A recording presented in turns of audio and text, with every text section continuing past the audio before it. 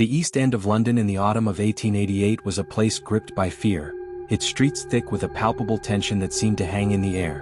Whitechapel, a district already notorious for its poverty and crime, had become the backdrop for a series of gruesome murders that left the city stunned. The entire area seemed to hold its breath, uncertain of what the next night would bring. But no one could have predicted the horror that would unfold on the night of September 30th, 1888, forever etched in history as the double event. It was on this night that Jack the Ripper's shadow loomed larger than ever, and a chilling possibility emerged. Had the killer been interrupted in the midst of his horrific ritual?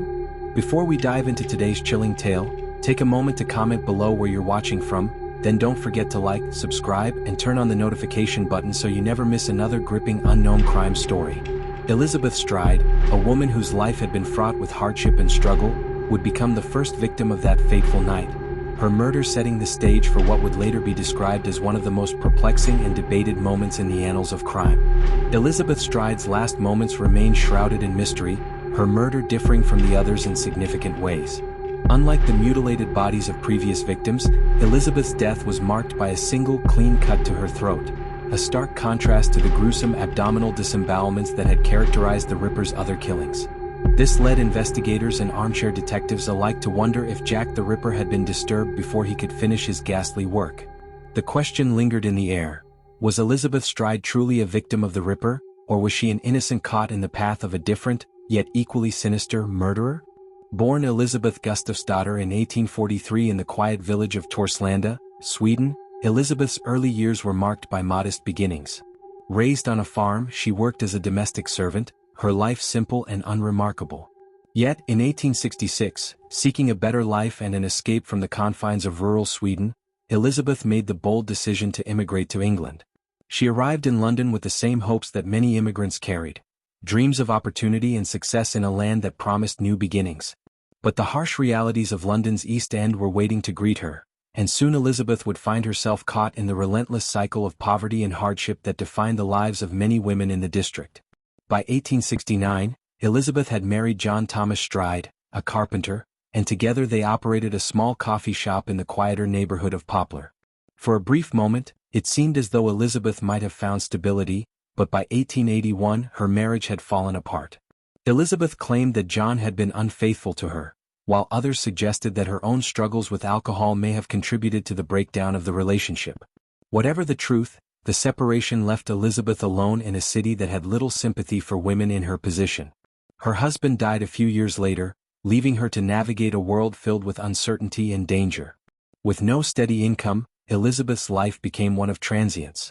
She bounced between workhouses and common lodging houses, often taking on jobs as a seamstress or a cleaner, but the crushing poverty left little room for stability. Eventually, Elizabeth turned to prostitution to survive, a sad reflection of the desperation that many women in Whitechapel faced.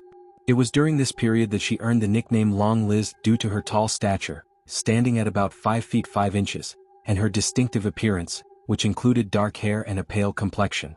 Her front teeth were missing, a testament to the years of hardship and struggle she had endured. Despite her circumstances, those who knew Elizabeth described her as kind-hearted and strong-willed, a woman who, despite the odds, refused to succumb to despair. By 1888, she was living at 32 Flower and Dean Street, a notorious lodging house in Whitechapel where many women like her sought refuge in a grim and dangerous world. The area was plagued with crime and vice, a place where the line between life and death often seemed razor-thin. Here, Elizabeth's fate would take a tragic turn. The events of the night of September 30th unfolded rapidly, and the few fragments of evidence that survive offer a chilling glimpse into Elizabeth's final moments. According to witness accounts, Elizabeth was last seen at around 11 p.m. by her friend Catherine Lane, who had just given her some money from her partner, Michael Kidney. Elizabeth appeared cheerful, seemingly in good spirits as she walked away, unaware of the grim fate that awaited her. At approximately 12:35 a.m., a man named William Marshall saw Elizabeth with a mysterious figure, a man dressed in a black cutaway coat and a sailor's hat. They appeared to be conversing quietly, but Marshall, hearing the man's strange remark, "You would say anything but your prayers," felt an unsettling tension in the air. This interaction would become a pivotal moment in the investigation, as the identity of this man remained an elusive piece of the puzzle.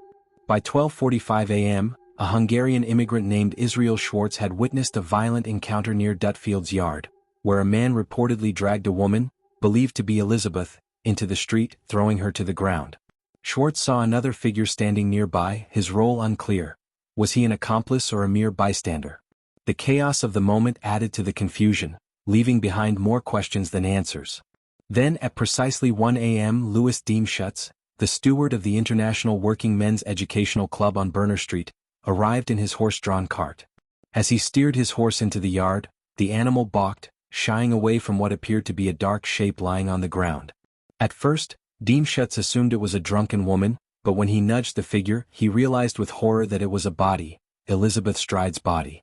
Striking a match, he saw the grisly wound, a deep, clean cut across her throat, severing the carotid artery.